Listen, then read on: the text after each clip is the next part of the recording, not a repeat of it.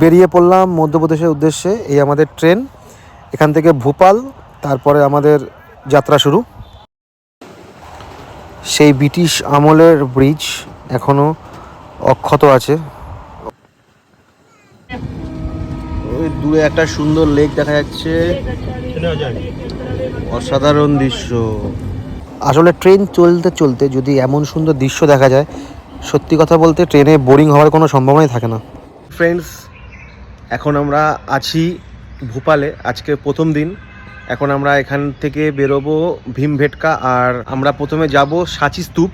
সেটা আমাদের হোটেল থেকে 40 কিলোমিটার, মোটামুটি 1 থেকে 1.5 ঘন্টার মধ্যে পৌঁছে যাব। ভোপালে আপনারা স্টেশনের কাছেই অনেক হোটেল পাবেন, স্টেশন থেকে হেঁটেও আপনারা হোটেলে আসতে পারবেন। 2 মিনিট থেকে 5 মিনিট হাঁটা পথ। আমাদের হোটেলটা মোটামুটি স্টেশন থেকে 5 মিনিট ডিস্টেন্স ছিল। সাঁচি স্তূপের টিকিট কাউন্টার, এখানে অনলাইন প্রসেস, 40 টাকা করে টিকিট, ইন্ডিয়ান সিটিজেন। এখান থেকে টিকিট কেটে তারপরে আবার গাড়ি করে যেতে হবে।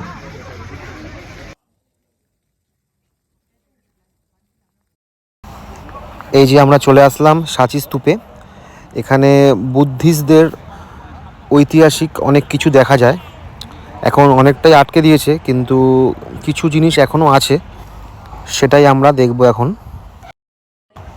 মৌর্য বংশের সম্রাট অশোক এটা খ্রিস্টপূর্ব 3য় শতাব্দীতে এটি নির্মাণ করা হয়। আর এই স্তূপগুলি টোটালটাই বেলে পাথর দিয়ে তৈরি। এটা হলো ভীমবেটকার গাড়ি পার্কিংয়ের টিকিট। এখানে শুধু গাড়ি পার্কিংয়ের টিকিটটাই দিলে হয়ে যায়, আর এমনি পার্সনের জন্য কোনো পয়সা লাগে না। এটা হলো এন্ট্রেন্সের গেট। আমাদের দেশে আদিম মানুষ কেমনভাবে সারভাইভ করতো সেটার কিছু চিত্র এখানে আছে।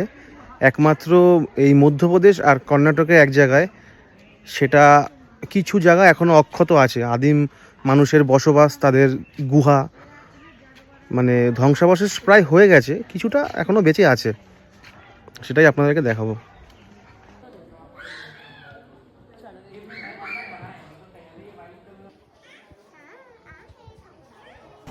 এই পাহাড়ের মধ্যেই আমাদের আদিম মানুষেরা বসবাস করত।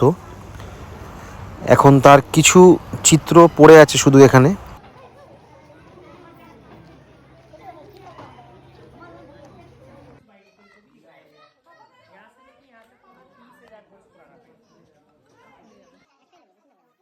আর এই যে কিছু এখানে চিত্র আপনারা দেখতে পাচ্ছেন, এইগুলি সেই আমলেরই আঁকা, যেগুলো এখনও মোটামুটি অক্ষত আছে।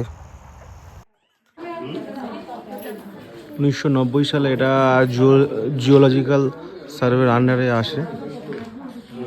আর এখানে এতটাই জঙ্গল ছিল, তাই ব্রিটিশদের চোখেও এটা পড়েনি। একটা গাইডের মুখ থেকে শোনা কথাতে আপনাদের শেয়ার করলাম।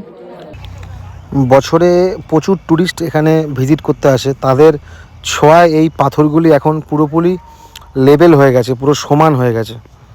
এত মানুষ ছুঁয়ে দেখে এই পাথরগুলোকে। এটা মধ্যপ্রদেশের ভোজপুর। এখানে সবচেয়ে বড় শিবলিঙ্গ আছে, সেটা আপনাদেরকে দেখাবো।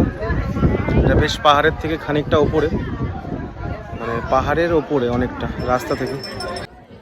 প্রাচীনকালে ভোজ বংশের রাজা এই শিব মন্দিরটি নির্মাণ করে। এই মন্দিরটিও মোগল সম্রাট ঔরঙ্গজেবের হাত থেকে রক্ষা পায়নি। এই হলো সেই সবথেকে বড় শিবলিঙ্গ। দেখে মনটা সত্যি ভালো হয়ে গেল।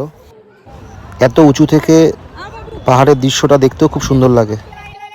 ভোপালের সন্ধ্যাবেলা সবজি মার্কেটে এসে এত সুন্দরভাবে ইঁচড় কাটার প্রসেসটা খুব ভালো লাগলো। আর আপনারা যদি দেখে থাকেন আগে, তো কমেন্ট বক্সে জানাবেন। আর এই সম্পূর্ণ ব্লগটি আপনাদের কেমন লাগলো একটু জানাবেন, ভালো লাগবে তাহলে। ধন্যবাদ।